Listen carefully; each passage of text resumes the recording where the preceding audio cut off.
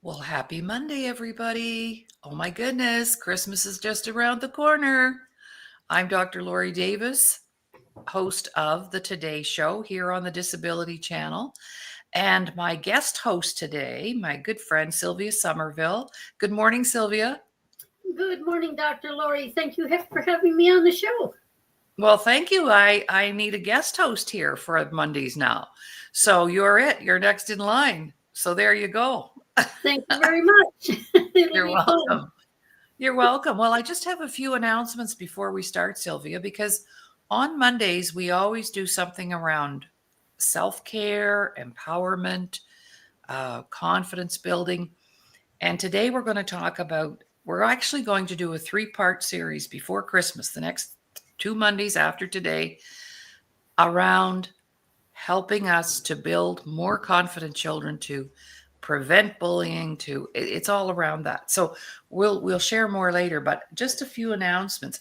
By the way, last week, Sylvia, guess what? We did our 150th episode with the Wow. Disability Channel. Wow. We've been busy. And that's just since May. We started with them in May of last year. So, or this year, but yeah, so we don't even have a year in yet. So I'm shooting for 200 episodes by the time the year rolls around. Oh my goodness. Fantastic. I know we've had such a great lineup of guests and topics and interest, and the show's steamrolling right now. And people are, because of course, I'd like to talk a little bit about that. We're on a variety of platforms, but we also got picked up by Your Home TV in the US a few months back. And they send down 2 episodes a week. They look at all the episodes and they pick 2 episodes and they're published on Your Home TV. I believe we have 35 episodes up and running there now. And that brings approximately 20 to 25,000 viewers per episode. So our numbers are close to the million mark right now. We're just so excited about that. Also, too, Jay, our esteemed leader at the Disability Channel, has asked me to talk to our audience about joining the Disability Channel Facebook page. So if you go into Facebook, search the Disability Channel, send a friend request, because that also supports the channel, supports our shows. It just supports us. We're streaming live right now on Laurie Davis Facebook page, my YouTube channel, Laurie Davis Show Host. And I would ask that if you go in there, subscribe and leave a comment, because that really also helps our stats. So every little thing that everybody does, and lots of times I send out a show promo, like Sylvia, you told me this morning, I sent you the promo that I put up, and what did you do with it? I share. I must have shared it with everyone I know and then some I don't know. Right, right. So when you get those little clips, because I'm a direct friend, then you can share that. It's kind of like the old shampoo ad. 2 friends tell 2 friends tell 2 friends, right? Yep. And the next thing you know, we're a hit. So those are just a few announcements that I had before we get started. And of course, the Christmas season is coming up, and it's just a busy time for everyone. But we're going to be here right up until that last Monday before Christmas. And then we'll take a little break and be back in the new year. Full tilt ahead, full speed ahead. So today we wanted to talk about, I have a product. I'm just going to I pulled this out of the archives, and this is a workshop that we do, 10 ways to build confident children. And the way we deliver that, our clients come for an hour a week and we go through each of the topics. So I thought, that's a very good topic, especially this time of year when kids are in our minds and our hearts and our thoughts, because it's Christmas and making more connections that way. So we can't do it all in one show, but you and I'll banter back and forth about some of the reasons and why I did this back in the day. Probably 20 years ago, I wrote this. And it's been very useful for anybody who has children in their care. So who would be some of those people, Sylvia? Because you've had children in your care. Well, I had my own children, of course, and then there's friends of your children who are often spending the night over or spending a day with you, and you can notice things about them that need to be worked on.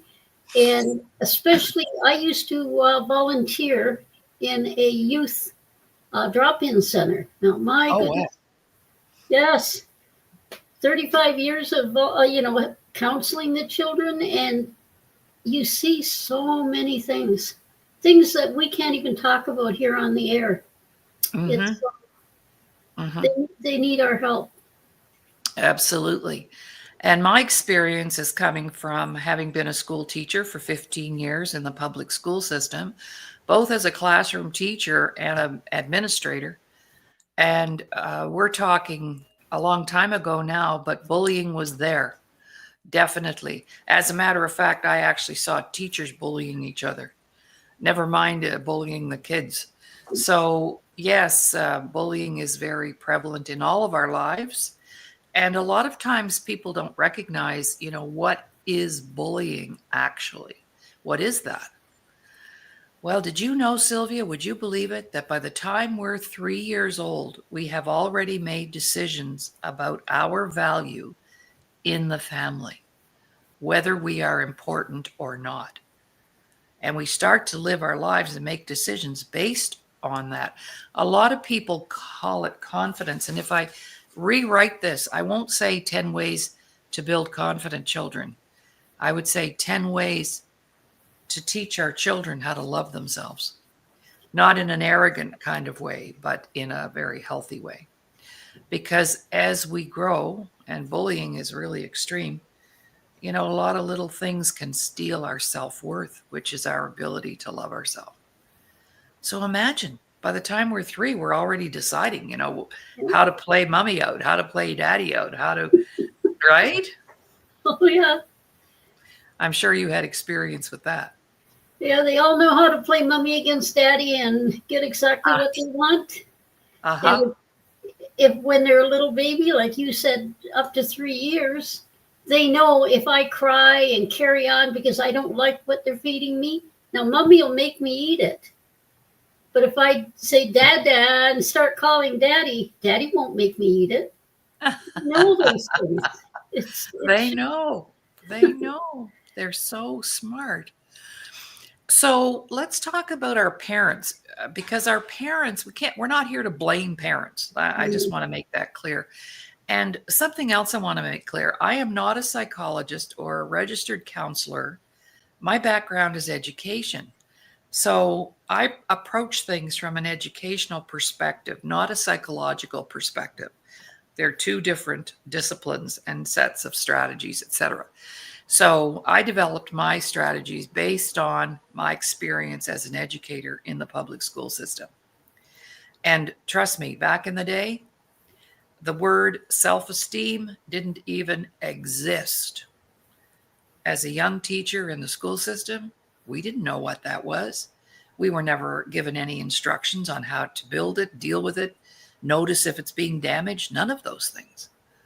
So I'm very adamant about the educational side of healing. It's not always about psychological healing. It's about emotional wellness. And confidence is a totally different concept. So, but both are hand in hand. So I'll explain that in a bit. But let's go back, you and I, because we were somebody's little kid at one time, right? And our parents are our most impressionable teachers. Would you agree with that, and why? Absolutely. With me, it was I was very close to my dad. I was close to my mom, but more so with my dad. And I knew I could go to my dad and say I'd done something really naughty. I knew if I went to dad before he found out about it and said what I did and, got that sad face. And dad would sit down and he'd talk to me about why I shouldn't have done it. Some parents just pull out and they give them a strap or they hit them or, call them stupid, idiot or whatever. Not my dad. He used to explain to me why I should never have done that. and say, now you got to promise me you're not going to do that again. But I think that's the proper approach to explain to kids, and that is a big part of parents and teachers and anyone dealing with children. Mm-hmm. And that's why I took after my dad in many ways, because he was calm and laid back. He did bad things, so did I. But you took responsibility for them. Mm-hmm. Yeah.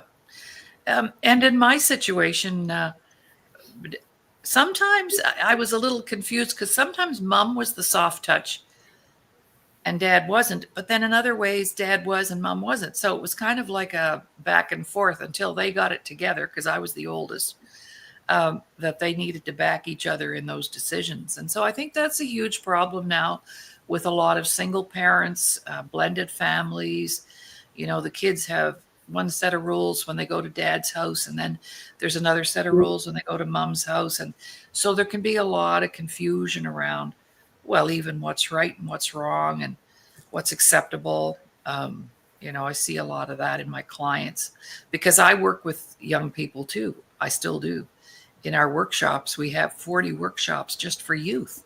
So we have a lot of youth in our programs.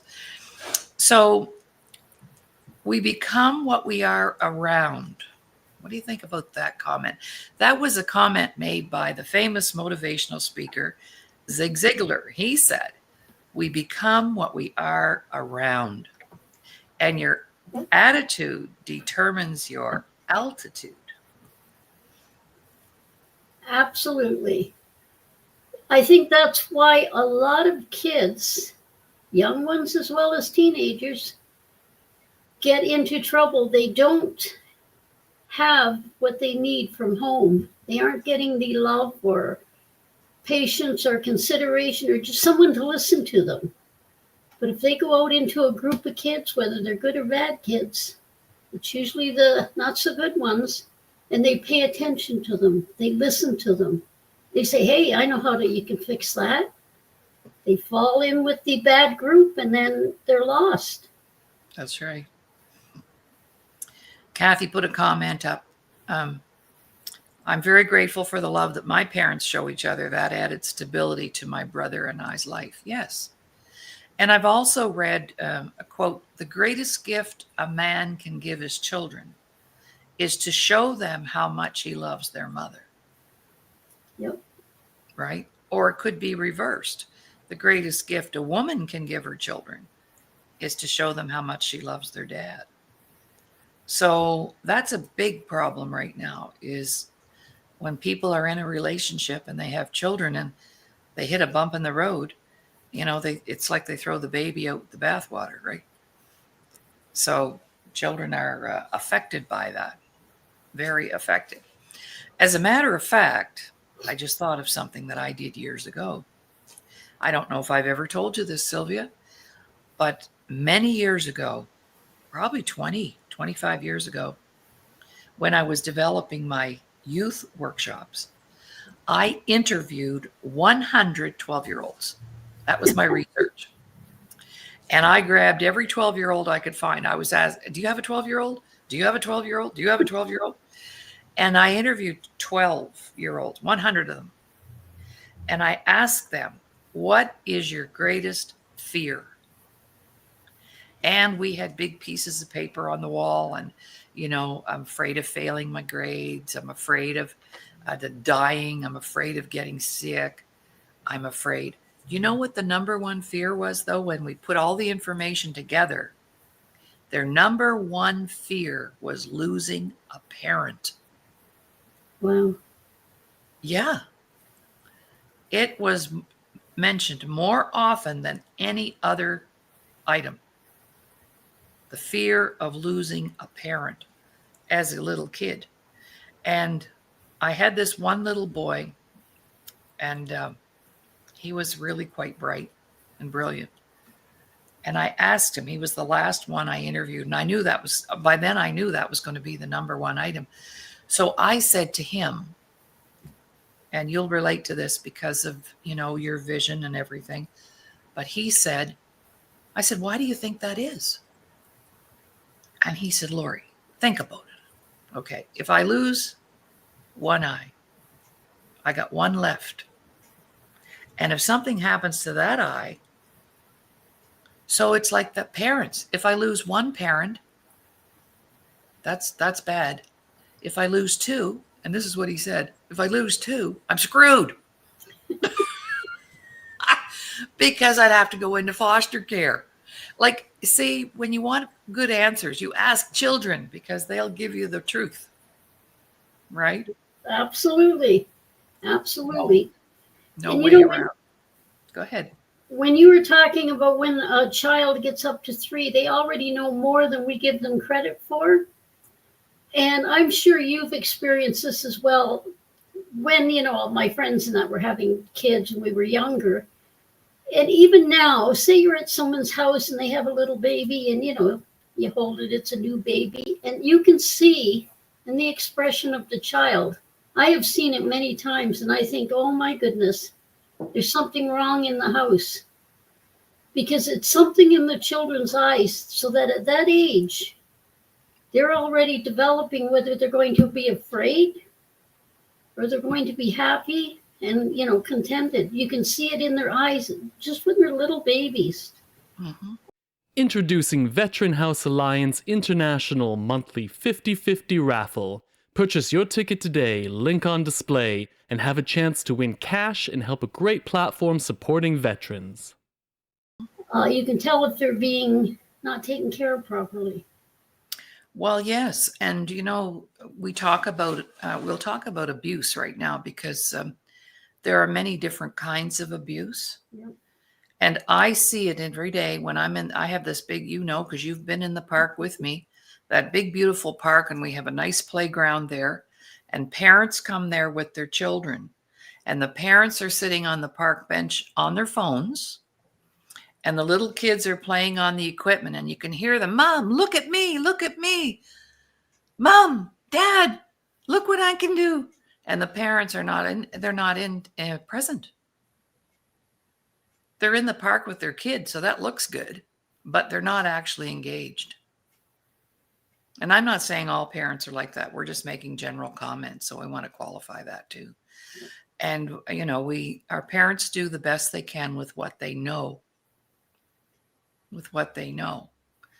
So this is the one thing, if you have to build a doorstep, I don't know what it's like in Ontario, but you need a building permit to put a deck on the back of your own property.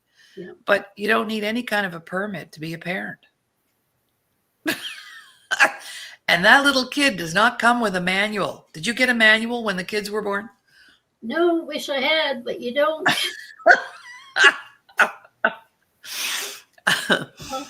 So if you're just, go ahead, Sylvia. I was going to say that is one important point as well that you just made. Almost anyone can have a child, but that doesn't mean they know how to care for that child, how to encourage, inspire, how to take care of it so it becomes everything that it can become. Mm-hmm. I mean, the child will work on it as they get older, but it's in those formative years. They have to be led in the right direction. Absolutely. Well, I taught kindergarten for 6 years. That was my first assignment, kindergarten. Yeah. And oh my gosh, I think back to those days and those little kids, and we kind of put them in 3 categories. So I think people might be interested in that, and then we'll go back to talking about the different kinds of abuse. But I'll ask you the question once I share. So we had kids who for the first 5 years had full-time moms at home. Then we had kids whose moms worked part-time and were home part-time. And then we had kids who came out of the daycare system. Who do you think were the most well-adjusted kids? The ones who the mother was home most of the time. Well, actually, that wasn't right. You gave a wrong answer. And that's not like you to do that. But that's what most people say, Sylvia.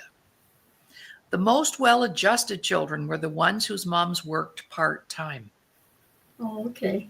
Because they learned that other people could love them other people could take care of them. Mom was there for them and dad.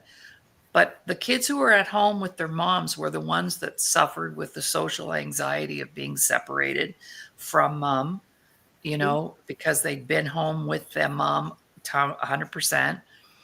And of course, the kids who came out of daycare were much more aggressive, and the bullies might come out of there. That's not, no disrespect to the daycare people, but it was the kids whose moms worked part-time. Then they also got to see that mom had other responsibilities and that moms can work and earn money. And, it was just more balanced. Yeah, you're absolutely right, because they need to have that communication with other kids and other people. Yeah. In order to develop the skills that they need. Yeah. So that was our group. So the other thing around the abuse, because all types of abuse create trauma. Mm-hmm. And unless we get ourselves healed up from those traumas, that's how we live. That's what we live by. So you mentioned it, neglect. What does that look like if a child is neglected? Well, how does that show up?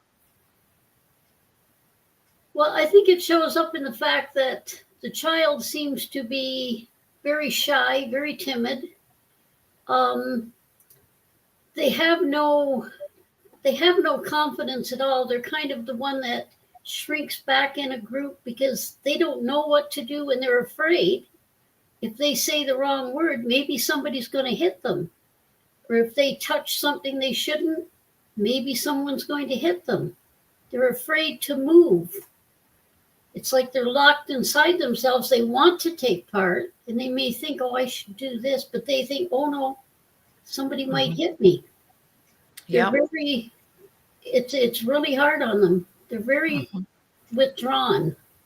Yes. And then you have the other end of the stick. Yep. Where they could be out there, right? Hurting others. Yep. Hurting others. So neglect is a form of abuse. So there's sexual abuse, touching, fondling. That's all sexual abuse. Physical abuse, you just mentioned it. Beatings, slappings, getting hit. There's emotional abuse. Yep. And that's when the love is conditional. So, for example, I'll love you if you take out the garbage, or I'll love you if. So there's a condition attached to the love. Spiritual abuse. Right. All the satanical stuff. I dealt with that early in my career with some of my clients. There's just tons of it out there. So we can be quite abusive without even realizing, because we generally, I've been told, we parent like we were parented. Absolutely. So a lot of people are busy bringing up their kids right now for a world that is no longer existing. The world that exists today isn't the way we were brought up. We weren't conditioned for this. We weren't prepared for this, right? Yeah. No. You were talking about the abuse and the emotional abuse as well as physical abuse. Mm-hmm. And I think there's too many kids, when they're emotionally abused, they're just so afraid to tell anyone. And so it's only going to get worse, not better. So there's somehow you have to teach the kids. And I think it's when you teach the kids how to believe in themselves. I don't know how you do that exactly. What I did is what we had done in our house, we had, when they were about 4, I made I called it a discipline chart. The kids said it was just marks on the fridge. And I had a cardboard up there on the fridge, and we had red marks. If you did as you were told, you knew it was bedtime, you'd go get ready for bed and things like this, because they need routine and scheduling as well to be organized in their life. And you knew when you did naughty things like who knows what. But there was also a yellow mark if you weren't sure of something, or if you had a problem, come and talk to daddy or mommy. And we had more yellow marks on that chart than we had red or black, because they were always coming and saying, "Can I do the yellow thing?" Oh, cute. Yeah. And then you'd say, "Of course." And then you take them, if my husband and my son were around, maybe my daughter, we'd go into another room quiet and say, "Let's do the yellow thing." And then they'd start talking, even when they're little, about something happened with a friend or something they did. They knew it was wrong to do, but nobody knew about it yet. Should I tell anybody?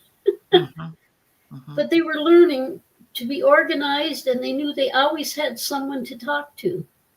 And I think that's very important.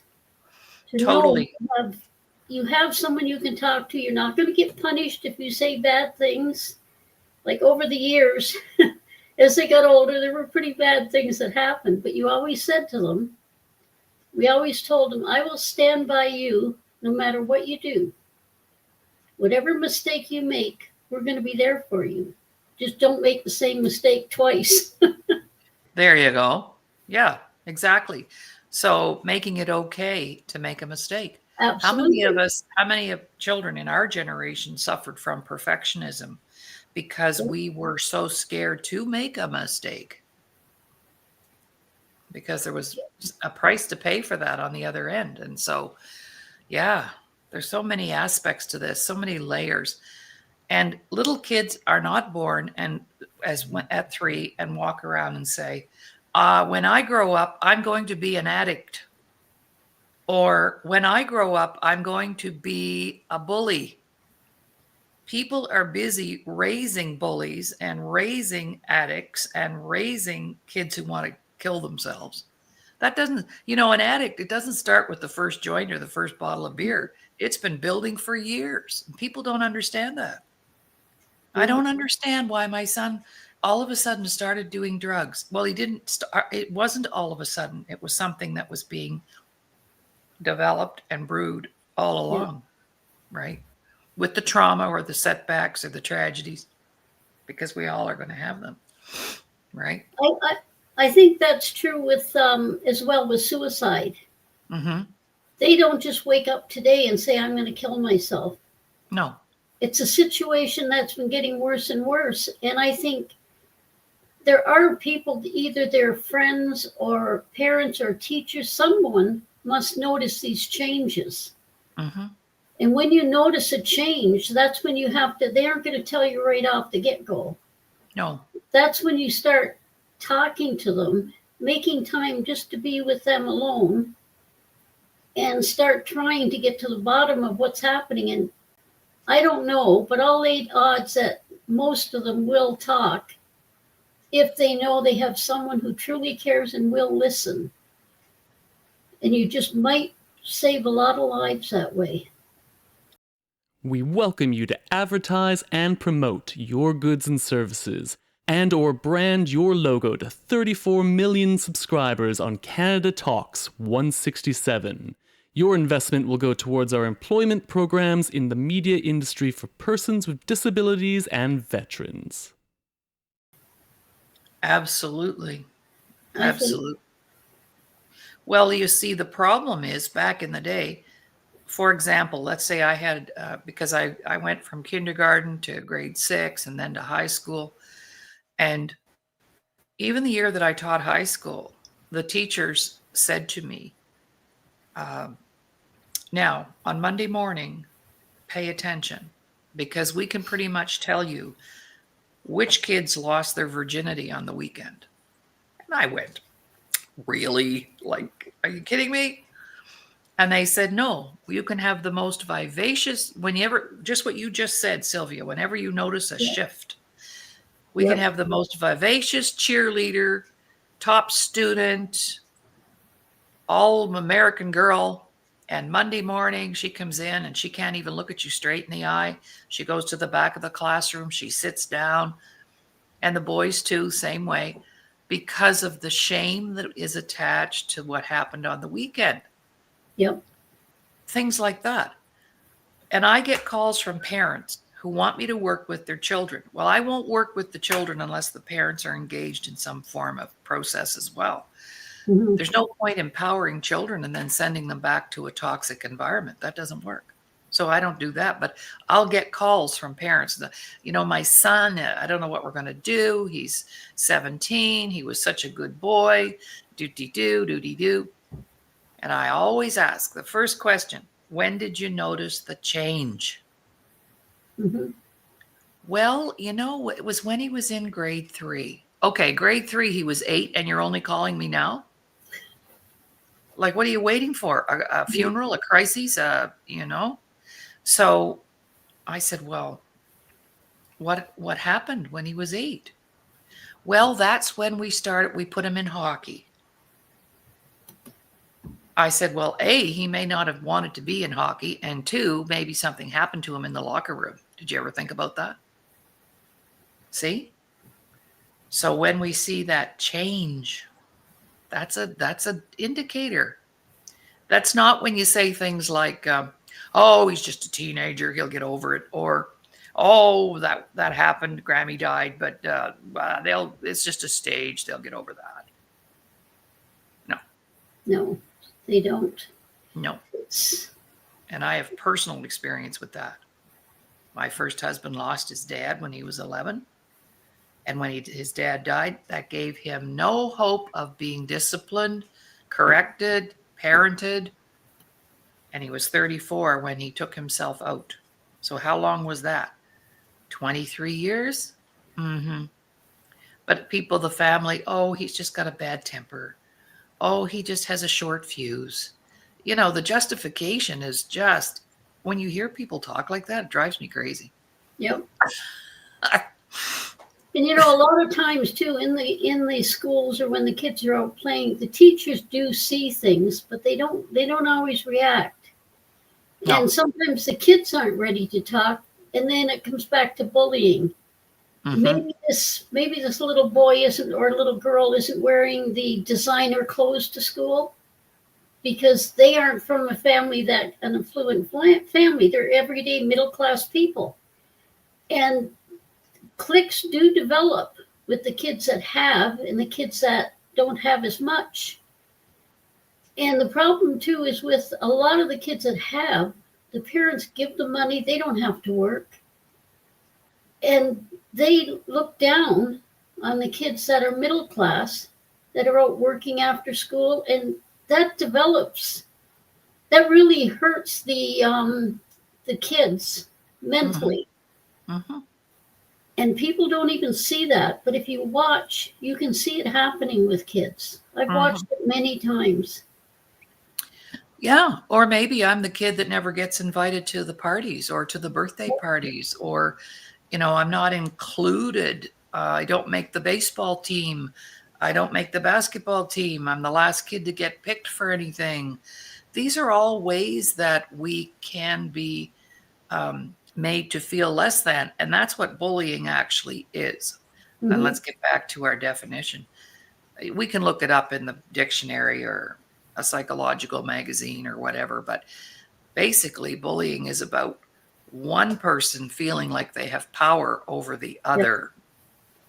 I've been bullied by professionals, lawyers, bankers, co-workers, colleagues, clients. It's not necessarily just a kid thing. We've been bullied as adults, even maybe in a marriage or a relationship. Or at work. Oh, yes. And we call that lateral violence. That's lateral violence. It is. And you have to learn to deal with it. Mm-hmm. Yeah. So you just said the right words. We have to learn how to deal with it because that's not going away. No. It has always existed. It's existing now, and it's going to continue to exist. So I'm always about working on the prevention side. Let's build our children to a place where if they are being bullied, they know how to handle themselves. Yeah. And right? doesn't that come right back down to the base of everything, which is self-love, self-worth. Right. right? If you love, So go ahead. I was going to say, if you love yourself and you value yourself, you're going to be able to handle the bullying. You That's will right. handle the bullies. Absolutely. So I have a personal story around that. I have this most amazing nephew, and he's 27 now. But when he was little, he was kind of like, he's 6'4" now. But when he was a kid, he was like the runt in the room, you know. And he was being bullied quite a bit at school. But by the time he grew up in our environment. So that empowerment training that he received, that self-love training that he received, I had a big part to play in that. And this is my sister's boy. And so he shared a story with me from an experience in grade. He didn't do really great in school till he got to high school. Then he started to ace it because he realized, wait a minute, I'm going to, he's quite gifted actually and was pretty bored. So anyway, he grew up in our environment, and grade 11, he thought, I better, get my act together. So he's in the classroom and they're doing a project, and he had left his colored pencils in his locker in the hallway, and they weren't allowed out into the hallway after class. This wasn't that long ago. And so he went up to the teacher and he asked her, may I please borrow from the classroom supply? And she had her head down. She never looked up. And she said, well, where are your pencils? And he said, well, they're in my locker. I left them there by mistake. And we're not allowed back out there. Well, she said, it sucks to be you. I believe that's bullying. So he said, because he had the training, he said, back to the original question, may I please borrow some pencils from the classroom supply? Because see, she was making it personal. That's how you know you're being bullied. People make it personal. So anyway, she said, well, if you have to. So he finally got the colored pencils. And as he's walking back down to his desk, you see, this is what we need to do, is help to program our children so they don't take things personally. That was her bad behavior. So he's walking back to his desk, and he's in his mind, he's saying, wow, she doesn't really know me very well. I have a mom, I have a dad, I have a roof over my head. I play hockey. I work part-time. I earn my own money. I'm loved. I have a wonderful life. What is she talking about? It sucks to be me. You see? He didn't buy in. And isn't that what happens when people start getting bullied, either as a child or an adult? They buy in and they don't challenge it in any kind of way. But the best way to challenge it is up here, wait a minute here. And then he thought, wow, she's a pretty unhappy person. Absolutely. Mm-hmm. May I tell you a quick one about an experience? Yeah. Similar. Yeah. From grade 2 to grade 8 in the primary school, they had qualified, of course, parents coming in and helping with children who had problems. I had a little boy. I started with this little boy when he was in grade 2. He was dyslexic. Okay. Now, he didn't come from a very affluent family. You could see every day, I don't think he was washed. And, but that was okay. And he was very timid. And I'd come to the classroom, knock on the door, and take him into the little room and I had him for an hour, teaching him how to learn to read when you're dyslexic. And in it, I would put in little things about hygiene, but you wouldn't call it hygiene, about. No. I bring the stories that we're talking about, the things that would, influence him. Then came the day he came into the little room. He had a black line here down. He had his face nice and clean and his hair all combed. He was starting to think about his appearance. he maybe couldn't improve everything, but he was improving what he could improve. So we went on, and after grade 8, of course, he moved to high school, and I didn't see him anymore. So time goes by, and he would have been maybe in his 30s. And I haven't seen this child since he was in grade 8. I'm in the shopping mall, and this tall, lanky fellow comes up to me. There's a wife and a couple of kids. He comes up to me, and he gives me a big hug, and he said, "Sylvia." And I said, I'm thinking, who is this man, right? And he says, "Do you remember me?" I said, "I have to say I don't." He said, "I won't give his real name. I'll call him Bill." He said, "I'm Bill." And I thought, oh my goodness. He said, "You know, I have to thank you." He said, "You helped me so much that when I got to school, I knew enough how to read, because dyslexic people can read. They just have to know how to go about it." And he said, "I've got a good job. I have my beautiful wife, and look at my children." He said, "You know, back when I was little," he said, "I thought I would end up as nothing because everybody told me I was stupid. I was an idiot." Just like your story, there's an example of this little boy. Over those 7 years, it wasn't me that was doing the work. It was him doing the work.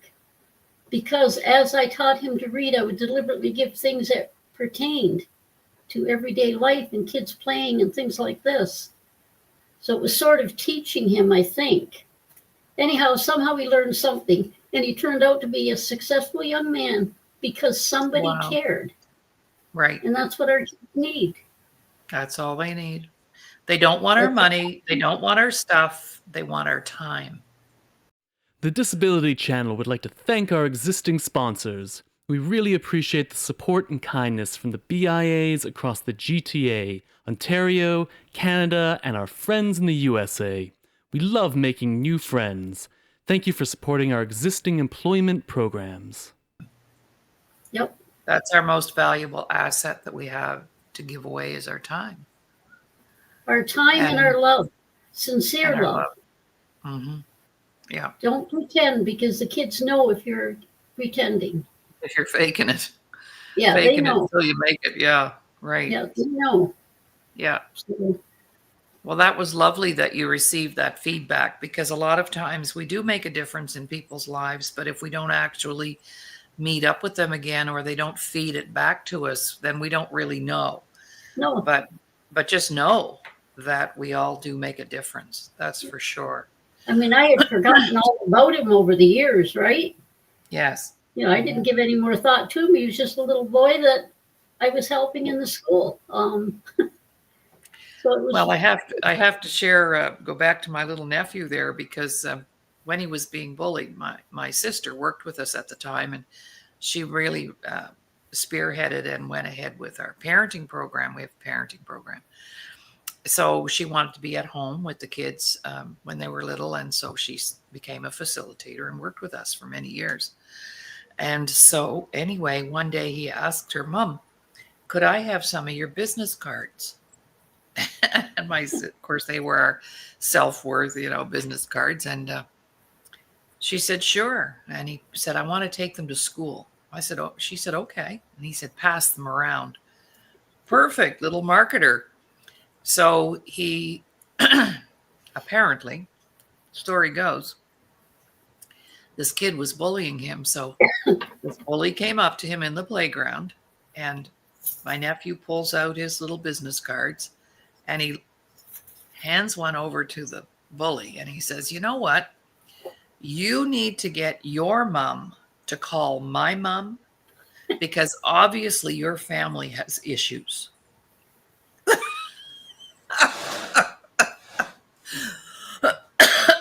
What a way to get business, right? Gotta love it. So what is the opposite of bullying? Let's talk about that, because a lot of times, and we're going to that's why we're going to do 3 shows, because we didn't even get into the 10 ways yet that I've created to help build those kids who can replay tapes. So what is the opposite of bullying, Sylvia? And you have a graphic example of that. The opposite is self-confidence. Knowing exactly who you are, what you want to be, working hard to get it. And when you have confidence, it shows. And yes, I had a lot of situations where I didn't think I could do something, but I was told, walk into a room, look like you know what you're doing, and you belong, and it'll all work out. And I've done it many times with rubber legs. Yes, absolutely. But you have a nice little picture there. The other thing that I think about is, along with the confidence, when you have that confidence and self-worth, you then want to serve other people and help other people. So you have a nice little animal picture there. I want you to share from one of your latest books, because Sylvia is an author. She also has created a series of children's books. So show us that picture of the elephant and the hippo. I thought this was so cool, because this is the opposite of bullying. Watch this. And this is from the new book coming out, Simon Lyon's Raindrop Friends. Okay, right over in the center, right in front of there, and up. There we go.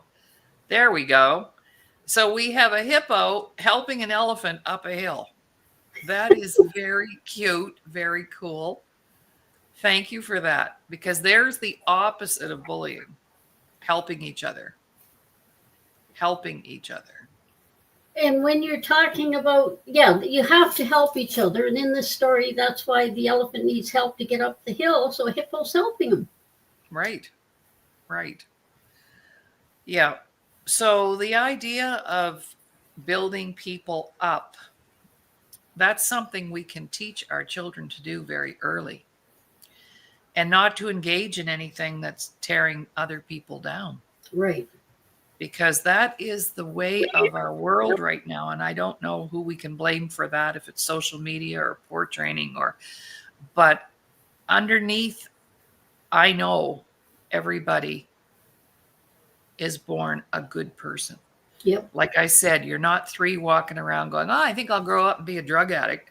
No, we become what we are around, and we live what we learn. So what does our training ground look like? And recently, you'll hear a lot of people in the mental health care industry say, well, he's on drugs. He must have had a childhood trauma. You think? Maybe? And of course, we knew that 30 years ago. We started working on that 30 years ago, because everything's connected. You know, how I get to live, like I have a lot of people will say to me, well, you know, I've got lots of confidence and I've got lots of self-worth. Okay, then why is your life not reflective of that? Because you're either a bully, or you don't have a family, a healthy family relations, or, you know, you can't keep a partner, or, I mean, there's all kinds of ways that shows up down the road. And I know that because I've been married 3 times. Wow. The last one, 32 years. But, you know, like I was suffering, I was struggling, and I didn't know it had anything to do with my level of self-worth or self-confidence. Because back in the day, if we saw a student who was struggling with that, we didn't even know it. We weren't even conscious. No. Or aware. We called it something else. Bad behavior. Yeah, okay, that's right. Right? And the story I've told before, I'm self-confident because I was bullied. Do you remember when I said when I was 6? Yes. And I was partially deaf. So of course I didn't get picked for the teams. If I answered the teacher incorrectly, people would laugh at me, and I just kind of went within myself. But I went home and I would write little stories and draw little animals. So, hey, now I'm an author doing children's books and novels. But when I started to get back out into the world as I got older, I still didn't have the confidence until that first book came out. And then you know what I did? What? That was back in 1977. It was a bestseller. I mailed a copy to so many people that were now growing up, and I'd say, hey, what else did I put? I says, oh, look at this. I'm no longer 6 years old and a stupid idiot. Exactly. Well, my grade 10 homeroom teacher told me, based on my low marks in junior high, grade 7, 8, and 9, she looked at me and said, I've looked at your record cards and chances are you're not going to amount to much. No. And I looked at her and I thought, the hell I will. It has nothing to do with my grades. It has everything to do with my ambition and my drive. And I ended up becoming a teacher on top of it. I thought, whoa. Yeah, marks like that, you're not going to amount to much. Well, that was bullying. Yep. I didn't realize it at the time, but I was being bullied. Those, and I think you and I are giving good examples right now of what bullying actually looks like. Mm-hmm. And like sometimes, go ahead. Sometimes people don't realize that little child or adult, even adults in business in the office, they aren't with the group. They aren't sitting there chit-chatting or having, because they're afraid to. They're shy. They've had something in their life, some kind of trauma. And if you recognize that and start drawing them in, you can help them get back to being self-confident, whether they're kids or adults. Right. Well, after working with people for 27 years, this is years ago now, I realized at that stage that most people are walking around feeling like there's something wrong with them. Yep. And number two, that's a self-worth issue. That's what we like to work on, is repairing and restoring that self-worth. Because when you have that intact, you will not be a bully, nor will you allow yourself to be bullied. And you can teach that to children. We do it all the time. The second thing is we lack confidence. Confidence is not the same as self-love. No. I know lots of people with tons of confidence, but they don't like who they are. That's called a lack of self-worth. But self-confidence is you're willing to take risks. It measures and so there's a lot of people willing to take big risks because they have the confidence. But that doesn't mean they love themselves. And thirdly, poor communication skills. Mm-hmm. I don't know how to communicate properly to get the results I want, either personally or professionally. So we did not get to our 10 ways today, but that's how we will start next Monday. So get your notepads out, because today I wanted to just have a general conversation around this whole concept, because the problem is when you focus on it, what we focus on increases. So I was invited to speak at a high school locally here. They were doing an anti-bullying day.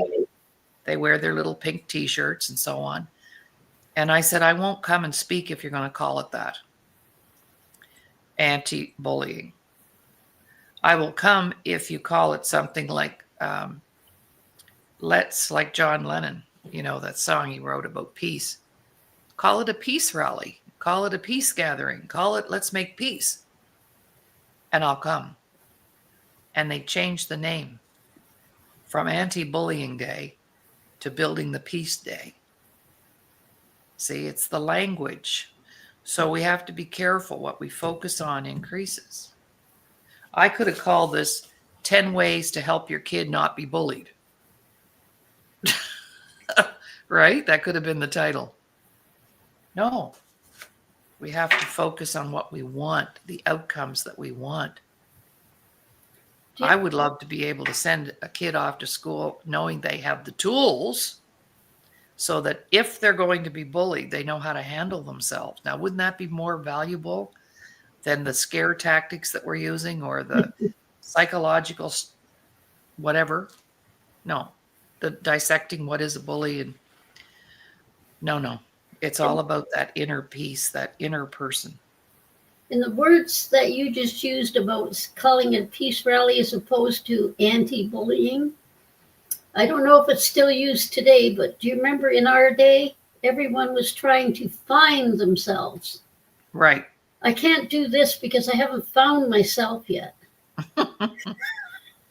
Like, to me, that was how I never commented. I just, kind of walk away like, Well, when people make that kind of comment, it's because they actually are feeling lost. They They are. don't know. They don't know what to do next. Right? No. But by just saying it and not doing anything, they're never going to find themselves. No. They're never making an attempt to do so. They're just always saying, well, I haven't found myself yet. Yeah. Well, we need to reinvent ourselves all the time. I mean, are you the same person that you were last week or last year or 5 years ago? Are we? I'm not the same person I was yesterday. Well, there you go. Me either. Because stuff happened yesterday that changed my. I actually watched the movie with Denzel Washington. I love him. Equalizer 2. Now, I did watch, there's 3 of them, but we hadn't seen it in a long time. And I thought, I went to the theater to see that. And he said something that I wrote down that I missed the first time I watched it. There's 2 kinds of pain in the world. There's the pain that hurts us, and then there's the pain that alters us. Isn't that powerful? Powerful. I loved that. I wrote it down and I said, wow, I never thought of pain that way. And I've had a lot of pain both ways. Pain that has hurt me, but more importantly, I've had pain that has altered me so that I get more insightful of myself. I tell my clients all the time, don't be afraid to study yourself. You'll be the most fascinating thing you've ever studied. Absolutely. All right. Well, look, that hour went by very quickly, and I think we've just scratched the surface. So, as we said first in the beginning of the show, please put in a request to the Disability Channel Facebook page and become a friend. And also share the show and subscribe to our YouTube channel. Leave comments. And just go to YouTube and search Laurie Davis Show Host. The shows are all there. And Sylvia, I cannot thank you enough for coming in and being my guest host for the next couple of weeks so that we can address this huge issue of bullying and bring some different perspective to it, perhaps a broader view of it, because I think we all have a very narrow view of what it really is. And so we're going to expand our horizons and be able to walk around knowing when we're being bullied and knowing how to stand up for ourselves. And that's what we need to teach our kids. So over to you, words of encouragement to our audience as we close down for Monday, December the 9th. I think the biggest part of life is finding you inside. I just use that expression. Self-love, self-worth, and not only knowing what it is, but working with it, dealing with it. When you come into situations that you think you can't do, just go back and think, you know what? You can do it. You've got to have the confidence, and you have got it. And when you see changes in people, try to find out why they're changing, and maybe you can save a life. Absolutely. Absolutely. All right, Sylvia, thank you for your time. I know you're busy, and I really appreciate it when people give up their time to spend with us. And I look forward to our next chat. Bye for now, everybody. Bye-bye. Thank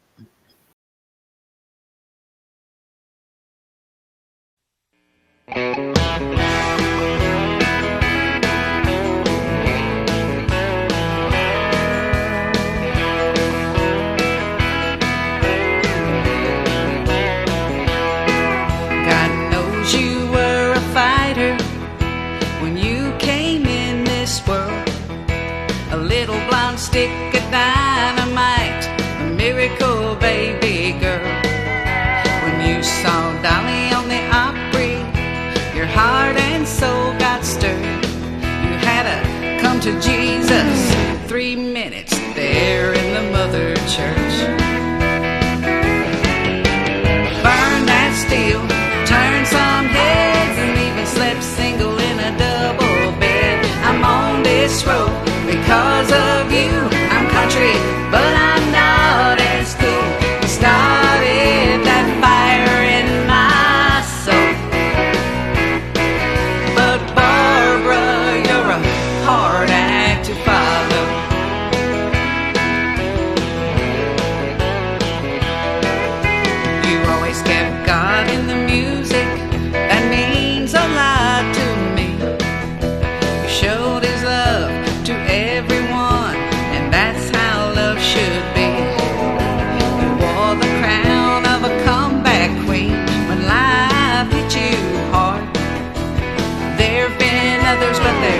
not another who can outshine your star.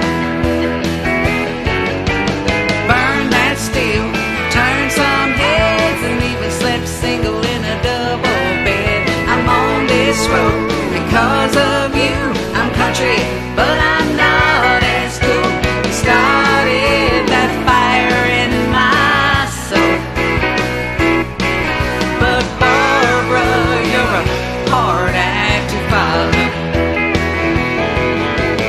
Thank you for all the inspiration. Well, you raised the bar. I'll go far if I have had your dedication.